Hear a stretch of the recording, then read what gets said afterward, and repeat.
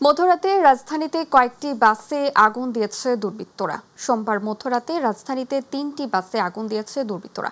এ সময় রায়দা পরিবহনের 2টি ও রাজধানী পরিবহনের 1টি বাস পুড়ে গেছে। সোমবার সন্ধ্যায় রাজধানীর ধানমন্ডিতে ল্যাবেট হাসপাতালের সামনে একটি বেসরকারি বিশ্ববিদ্যালয়ের বাসে অগ্নিকাণ্ডের ঘটনা ঘটে। সন্ধ্যা 7:30টার দিকে খবর পেয়ে ফায়ার সার্ভিসের 2টি ইউনিট আগুন নিয়ন্ত্রণে আনে। রাত 1:30টার দিকে যাত্রাবাড়িতে একটি বাসেও আগুন দেয় দুর্বৃত্তরা। এদিকে রাত 11টার দিকে জাতীয় নাগরিক পার্টি এনসিপির প্রধান কার্যালয়ের সামনে 2টি ককটেল বিস্ফোরণের ঘটনা ঘটেছে। এতে 4 জন আহত হয়। পালানোর সময় 2 জন সন্দেহভাজনকে আটক করে এনসিপির নেতাকর্মীরা। নাশকতার এসব ঘটনা বিবেচনায় নিয়ে তদন্ত করছে পুলিশ। আগামী ত্রয়োদশ জাতীয় সংসদ নির্বাচনের প্রচারণায় পোস্টারে নিষেধাজ্ঞা রেখে দল ও প্রার্থীর আচরণবিধির গ্যাজেট প্রকাশ করেছে নির্বাচন কমিশন। এক মঞ্চে ইস্তেহার ঘোষণা ও আচরণবিধি মানতে প্রার্থী ও দলের অঙ্গীকারনামা দেওয়ার নির্দেশনা থাকছে এবার। রাতে রাজনৈতিক দল ও প্রার্থীর আচরণ বিধিমালা 2025 জারি করে ইসি। এতে বলা হয়, সোশ্যাল মিডিয়ায় ভোটের প্রচারে কড়াকড়ি আরোপ ও অসৎ উদ্দেশ্যে এআই ব্যবহার মানা, পোস্টার ও ড্রোন ব্যবহারের নিষেধাজ্ঞা সহ আসন প্রতি 20টির বেশি বিলবোর্ডে নিষেধাজ্ঞা থাকছে বিধিতে। আচরণবিধি লঙ্ঘনে সর্বোচ্চ 6 মাসের কারাদণ্ড ও 1.5 লাখ টাকা জরিমানা এবং দলের জন্য 1.5 লাখ টাকা অর্থদণ্ডের বিধান রাখা হয়েছে। প্রয়োজনে তদন্ত সাপেক্ষে প্রার্থিতা বাতিলের ক্ষমতাও রয়েছে ইসির। নির্বাচন ব্যবস্থা সংস্কার কমিশনের সুপারিশ ও 2008 সালের আচরণবিধির সঙ্গে সমন্বয় রেখে বেশ কিছু নতুন বিষয় যুক্ত করে এবার নতুন আচরণবিধি প্রণয়ন করল সাংবিধানিক প্রতিষ্ঠানটি। ক্ষমতায় গেলে জনগণকে পয়সা খরচ করে এমপিতে কাছে যেতে হবে না। জামায়াতের প্রতিনিধিরাই পয়সা খরচ করে জনগণের কাছে যাবে। ঢাকা 15 সংসদীয় আসনে এক প্রীতি সমাবেশে কথা বলেন জামায়াত ইসলামীর আমির ডক্টর শফিকুর রহমান। তিনি আরও বলেন, জামায়াত ক্ষমতায় গেলে নারীদেরকে সুশিক্ষার ব্যবস্থা করা হবে, কর্মক্ষেত্রে নারীদের পূর্ণ নিরাপত্তা প্রদান করা হবে। সমাবেশে স্থানীয় জামায়াত নেতারা উপস্থিত ছিলেন। আমরা আজকে ধ্বংসের মধ্যে পড়ে গেছি। এই সমাজকে ধ্বংসের হাত থেকে উদ্ধার করতে হবে ইনশাআল্লাহ। আমরা একটা কল্যাণ রাষ্ট্র করতে চাই। সরকার সবার কাছ থেকে ট্যাক্স নেয়। সরকারের দায়িত্ব হলো সমাজের চাকা চালু রাখা। সরকারের দায়িত্ব হচ্ছে ওই সমস্ত মাদের বাকি 3 ঘন্টার বেতন পরিশোধ করা। কল্যাণ রাষ্ট্র যেদিন কায়েম হবে ইনশাআল্লাহ পর্যায়ক্রমে দেশ সেই জায়গায় গিয়ে উপনীত হবে।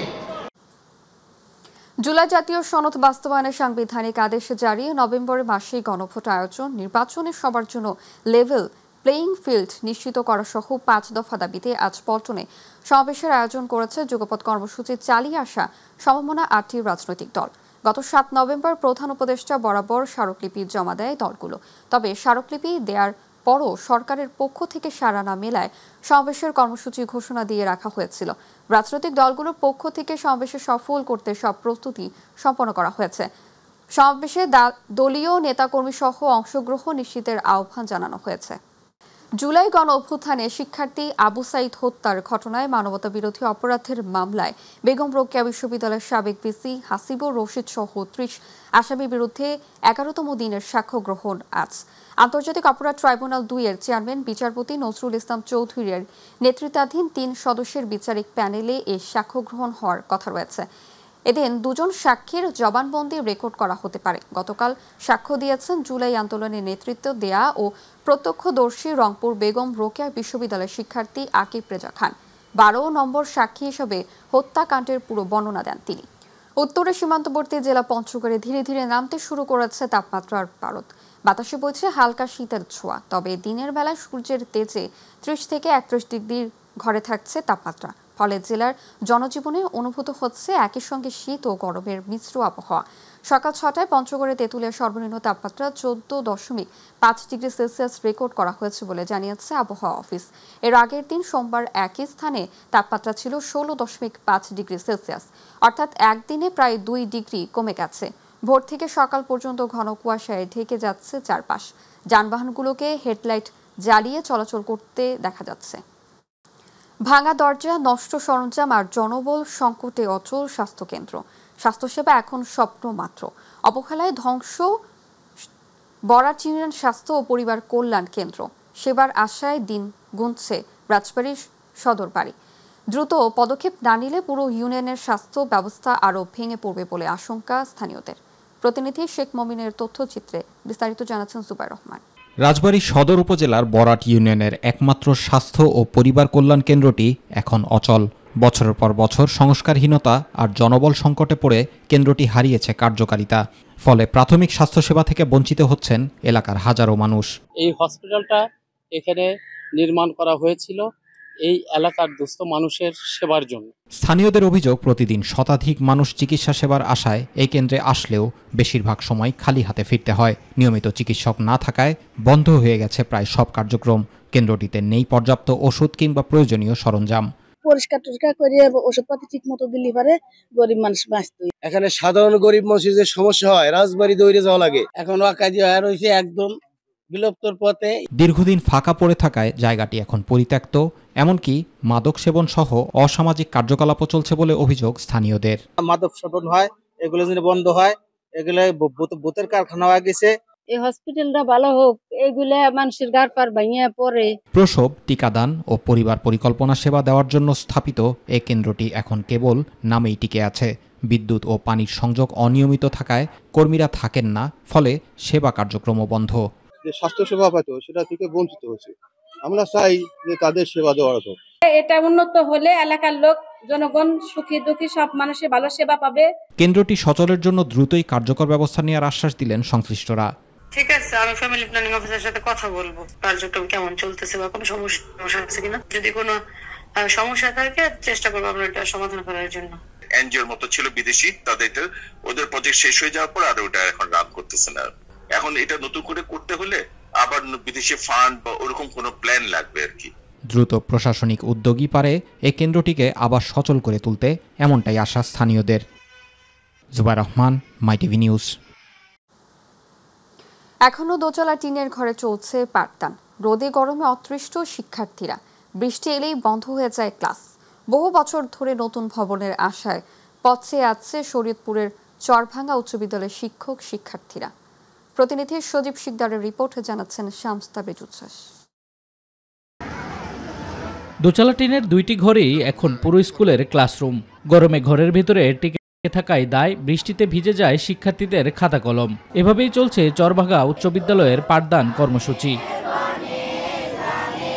পর্যাপ্ত কক্ষ না থাকায় একাধিক শ্রেণীর পাঠদান হয় একই ঘরে। এতে যেমন ব্যাহত হচ্ছে শিক্ষা কার্যক্রম, তেমনি কমছে শিক্ষার্থীদের স্কুলে আগ্রহ।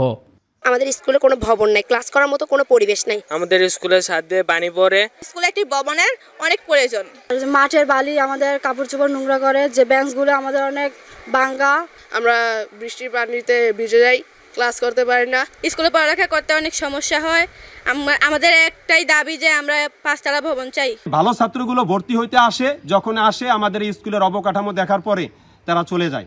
শিক্ষকরা বলছে ভবনের জন্য বহুবার লিখিতভাবে জানিয়েছেন, কিন্তু এখনো নতুন ভবন নির্মাণ হয়নি। ঊর্ধ্বতন কর্তৃপক্ষের প্রতি দৃষ্টি আকর্ষণ করব, যাতে অতি সত্বর আমার স্কুলে একটা 5তলা ভবন প্রতিষ্ঠিত করে, যাতে আমাদের ছেলেমেয়েদেরকে সুন্দরভাবে আমরা লেখাপড়া করতে পারি। বিদ্যালয়টি প্রতিষ্ঠিত হয়েছিল শিক্ষার আলো ছড়িয়ে দেওয়ার প্রত্যয়ে, কিন্তু বছর ঘুরে বছর পেরোলেও নেই স্থায়ী ভবন। এখন এটি যেন সরকারের নজরদারির বাইরেই পড়ে আছে। শরীয়তপুর জেলার অভিভাবক, শরীয়তপুর জেলা বিএনপির সভাপতি জনাব শফিকুর রহমান কিরণ সাহেবের প্রতি অনুরোধ করব জেলা প্রশাসক সাহেবের কাছে যে উনি যেন আমাদের স্কুলের অবকাঠামো উন্নয়নের জন্য প্রয়োজনীয় পদক্ষেপ গ্রহণ করেন। শিক্ষা প্রকৌশল অধিদপ্তর জানিয়েছে নতুন ভবনের জন্য প্রস্তাব পাঠানো হয়েছে শিক্ষা মন্ত্রণালয়ে। আশা করি অতি সত্বর এই চরভাঙ্গা উচ্চ বিদ্যালয়ের নামটিও আমাদের কাছে প্রস্তাবনা আকারে আসবে। যদি ভবনটা নির্মিত হয় তাহলে ওই চরাঞ্চলের ছেলেমেয়েরা অতি উন্নত পরিবেশে পাঠদান কার্যক্রম পরিচালিত করতে পারবে। অজপাড়ার এই বিদ্যালয়ে শিক্ষার্থীরা এখনো স্বপ্ন দেখে টিনের ঘর পেরিয়ে একদিন উঠবে নিজেদের নতুন ভবনে। শামস তাবরেজ উচ্ছ্বাস, মাই টিভি নিউজ ডেস্ক। কৃষিতে পিছিয়ে থাকা বরগুনার তালতলী উপজেলার বরবগী ইউনিয়নের সওদাগর পাড়া এখন সবজি গ্রাম নামে পরিচিত। প্রায় 1 যুগ আগে লবণাক্ততার কারণে ধান চাষে লোকসানের মুখে পড়ে বিকল্প হিসাবে সবজি চাষে স্বাবলম্বী এখানকার কৃষকেরা। প্রায় 600 হেক্টরের বেশি জমিতে চাষ হচ্ছে সিম, করলা, শসা সহ বিভিন্ন মৌসুমী সবজি, যার বাৎসরিক বাজার মূল্য প্রায় 6 থেকে 7 কোটি টাকা। প্রতিনিধি শফিকুল ইসলাম স্বপনের রিপোর্ট, জানাচ্ছেন মিফতাগ আলী। শীত এলেই যেদিকে চোখ যায় যেন সবুজের সমারোহ।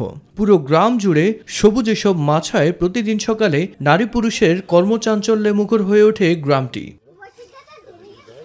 বরগুনা তালতলী উপজেলার বড়বগী ইউনিয়নের সওদাগর পাড়ায় লবণাক্ততার কারণে একসময় ধান চাষে লোকসানের মুখে পড়লেও এখন শীতকালীন বিভিন্ন মৌসুমী সবজি চাষ করে স্বাবলম্বী কয়েকশো পরিবার। করলা দিই, উশি দিই, বরবটি দিই, যেটা দেওয়া লাগে সবজি। কৃষক খুবই কষ্টে জীবনযাপন করতেছে। সবুজের সমারোহ এই গ্রাম এখন সবজি গ্রাম নামে বেশি পরিচিত মানুষের মুখে। এমন কর্মযজ্ঞে শতাধিক মানুষের কর্মসংস্থানের সৃষ্টি হওয়ায় খুশি কৃষকেরা।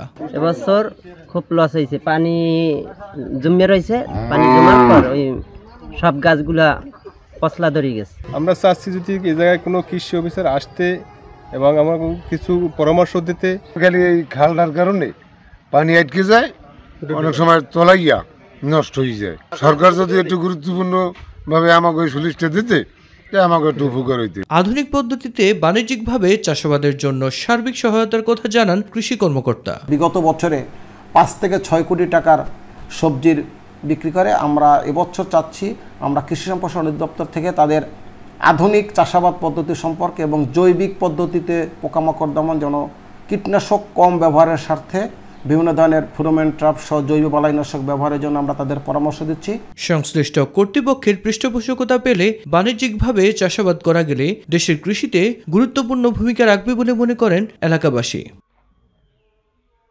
মিফতাক আলী, মাই টিভি, ঢাকা। এবারে গ্রাম বাংলা।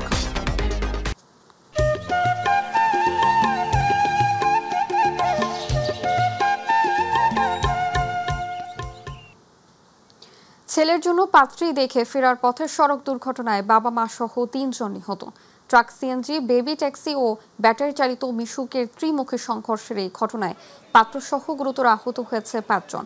সোমবার সন্ধ্যায় কুমিল্লার চৌদ্দগ্রাম উপজেলার চৌদ্দগ্রাম লাকসাম আঞ্চলিক সড়কের ফেলনা পশ্চিম পাড়ায় এই ঘটনা ঘটে। আহতদের চৌদ্দগ্রাম ও কুমিল্লার বিভিন্ন হাসপাতালে ভর্তি করা হয়েছে।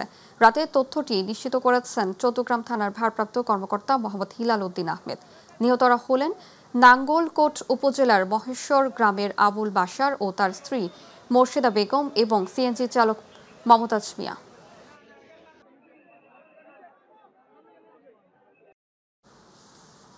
বিএনপির চেয়ারপারসনের উপদেষ্টা ও ঢাকা 2 আসনের ধানের শীর্ষের প্রার্থী আমানুল্লাহ আমান বলেছেন, নির্বাচন ঠেকানো বা পিছিয়ে দেওয়ার কোনো চেষ্টাই সফল হবে না।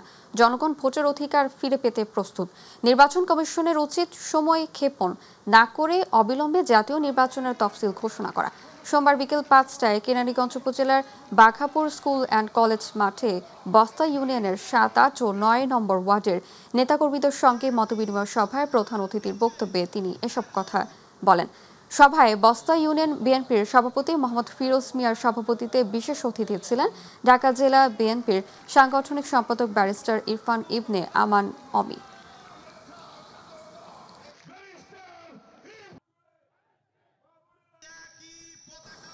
নির্বাচনটা হয়ে গেলে অনেক দলের মাথা পরিণত থাকবে না, ঠিক না?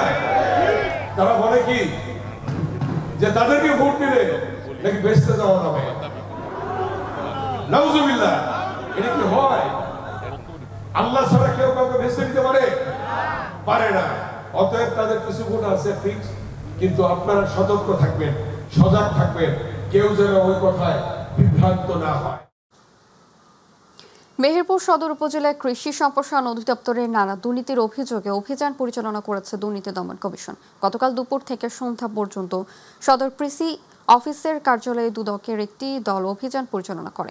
এ সময় কৃষি কর্মকর্তা মনিরুজ্জামানের কাছ থেকে বিগত সময়ে কৃষি সম্পর্কিত বিভিন্ন বরাদ্দের বিস্তারিত তথ্য গ্রহণ করে দুদকের দলটি দুর্নীতি দমন কমিশন কুষ্টিয়া শাখার সহকারী পরিচালক বিজন কুমার রায়ের নেতৃত্বে সন্ধ্যা পর্যন্ত বিভিন্ন নথিপত্র পর্যবেক্ষণ করে দুদক কর্মকর্তাবৃন্দ বিভিন্ন প্রকল্পের মধ্যে পেঁয়াজের প্রণোদনা ও বীজ বিতরণ, বাস ক্রয়ে মৃত ব্যক্তির নামে টাকা উত্তোলন, মৃত ব্যক্তির স্বাক্ষরে ভাউচার প্রদর্শন, সার বিতরণ, অন্যান্য প্রণোদনা সমূহ সহ তাল বীজ রোপণের বিষয়ে নথি সংগ্রহ করা। পরে কয়েকটি কৃষকের কাছে গিয়ে বাস্তব চিত্রের সাথে প্রদত্ত তথ্য যাচাই করেন দুদক কর্মকর্তারা।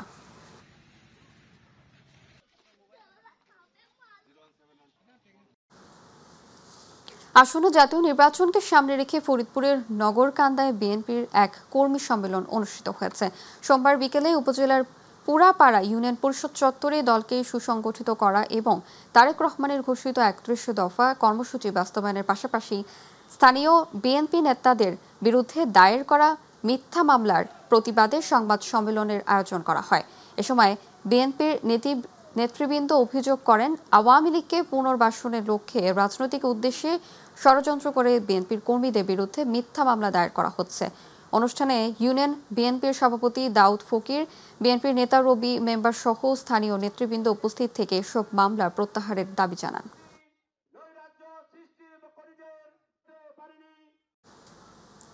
রেল অঙ্গনে নাশকতা এড়াতে দিনাজপুরের পার্বতীপুর সতর্কতা অবস্থান নিয়েছে রেলওয়ে থানা পুলিশ। পার্বতীপুর জংশন স্টেশন এলাকায় পুলিশের টহলের পাশাপাশি বাড়ানো হয়েছে নজরদারি কার্যক্রম। এ সময় প্ল্যাটফর্মের বিভিন্ন অবস্থানকারী যাত্রীদের জিজ্ঞাসাবাদের পাশাপাশি সাথে থাকা ব্যাগ ও লাগেজে তল্লাশি করতে দেখা যায়। সৈয়দপুর রেলওয়ের পুলিশ সুপারের নির্দেশে এই কার্যক্রম চালানোর কথা জানিয়েছেন সাব ইন্সপেক্টর রাজিবুল হাসান।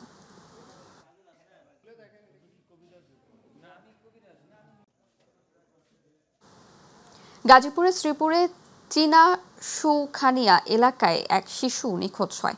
পরিবারের পক্ষ থেকে শ্রীপুর থানায় জিডি হলে জিডির সূত্র ধরে ৩ দিন পর বিলের মধ্য থেকে ৪ বছরের আনাস নামে এক শিশুর মরদেহ উদ্ধার করেছে জেলা গোয়েন্দা পুলিশ। এই ঘটনায় ডিবি পুলিশের সন্দেহ হলে শিশুটির বাড়ির কাজের মহিলা ও তার স্বামী নজরুলকে আটকের পর চাঞ্চল্যকর হত্যাকাণ্ডের রহস্য উদ্ঘাটন করেছে জেলা গোয়েন্দা পুলিশ। পরে গোয়েন্দা পুলিশের প্রাথমিক জিজ্ঞাসাবাদের এক পর্যায়ে তারা স্বীকার করেন শিশুটিকে হত্যা করে সেফটি ট্যাঙ্কটিতে রেখেছে। তাদের দেয়া তথ্য মতে সেফটি ট্যাঙ্কটিতে উদ্ধার কার্যক্রম চালায় ডিবি পুলিশ। তারপর সেখান থেকে শিশুর মরদেহ পাওয়া না গেলে তাদের দেয়া তথ্য মতে শিশুটির মরদেহ বাড়ির কাছে থাকা বিলের মধ্যে থেকে ৪ বছরের বাচ্চা শিশু আনাসের মরদেহ উদ্ধার করা হয়। এই ঘটনায় এলাকায় শোক ও ক্ষোভের ছায়া নেমে এসেছে।